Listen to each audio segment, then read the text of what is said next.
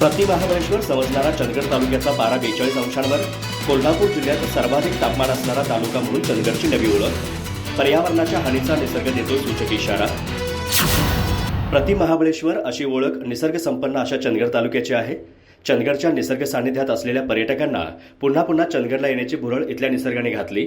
पण सध्या कोल्हापूर जिल्ह्यामध्ये सर्वाधिक उष्णतेचा पारा चंदगड तालुक्यात चढत असल्याची नोंद आढळून आली. सध्या तालुक्यात 40 अंशांपेक्षा जास्त तापमान आहे. चंदगडच्या इतिहासात 35 अंशांपेक्षा कधी तापमान वर चढलं नव्हतं. या वाढत्या तापमानाबाबत सामाजिक कार्यकर्ते ॲडव्होकेट संतोष माळवीकर यांनी सामाजिक वनीकरण विभाग आणि वन विभाग यांच्या भूमिकेबाबत फेसबुकच्या माध्यमातून आक्रमक पवित्रा घेऊन हा विषय जनतेसमोर मांडल्यामुळे आता सर्वांचेच धाबे दणाणले आहेत. निसर्ग संपन्न तालुक्यात अचानक वाढलेल्या तापमानाने इथल्या नागरिकांना हैराण करून सोडल्यामुळे आपली रोजंदारीची कामे सकाळच्या सत्रात करून लोकांना घरी परतावं लागतंय. दुपारच्या सत्रात लोक घरीच थांबणं पसंत करत आहेत. चंदगड तालुका सामाजिक वनीकरण विभाग आणि वन विभाग यांच्या संगनमताने चंदगड तालुक्यातील लाकूड कटाई बेबंदपणे सुरू आहे.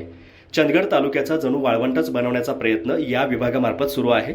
दरवर्षी वृक्ष लागवडीचं नाटक करून केवळ कागदी घोडे नाचवायचे आणि पुढच्या वर्षी त्याच खड्ड्यात नवीन वृक्ष लागवड केल्याचे फोटो व्हायरल करायचे. हा केवळ नावाला राबवला जाणारा उपक्रम बंद होऊन प्रत्येकाने चंदगडचा निसर्ग वाचवण्यासाठी प्रयत्न करणं गरजेचं आहे.